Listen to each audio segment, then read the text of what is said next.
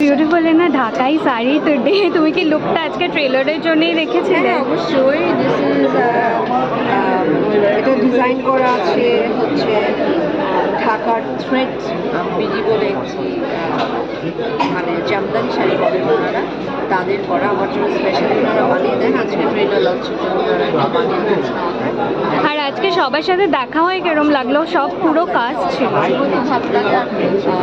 ছবি film shooting শেষ করার পরে তো আসলে সবাই যে যার মতো চলে যায়, এই ট্রেলার লঞ্চ অথবা ফিল্ম প্রিমিয়ারই আবার দেখা হয়। খুব ভালো লাগে, কারণ এখানে তো খুবই অভিনেতার অভিনয় করেছে। সাউথ থেকে ফর্মা প্রিয়া আছে, মুম্বাই থেকে আছে চন্দনা, আনুপাদি আছে। উনি সবসময় অন্যরকম কম্বিনেশন করবার চেষ্টা করেন ওনার কাজ। So Padma Priya, you're finally in Calcutta for the trailer launch of Dear Ma. What is your feeling right now? I'm super excited because I think it's a very special film. It almost like they say it takes a village to make a baby, and this one has been a real baby for everyone, and it's one of Bollywood's finest works.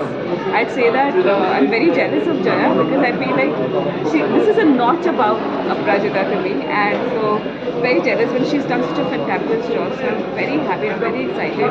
A lot of great actors, it's an amazing story, and I just hope audiences in today's times are so away from the theatres, and I really hope that the warmth of this film brings you back. Very happy, at the same time sad. When we were making the film, we were so involved.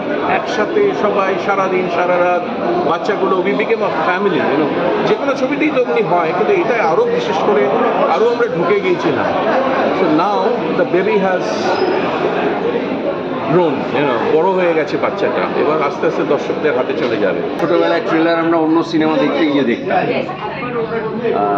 তো এইসব launch টঞ্চ কিছু ছিল না। এখন নিত্য নতুন অনেক রকম হচ্ছে, আরেকটা উৎসবের দিন মনে করি। You know, the big smiles on the face, I think everyone is just very, very excited, and I can't wait to watch the trailer. I can't wait to watch the film. I haven't, so I'm really, really looking forward.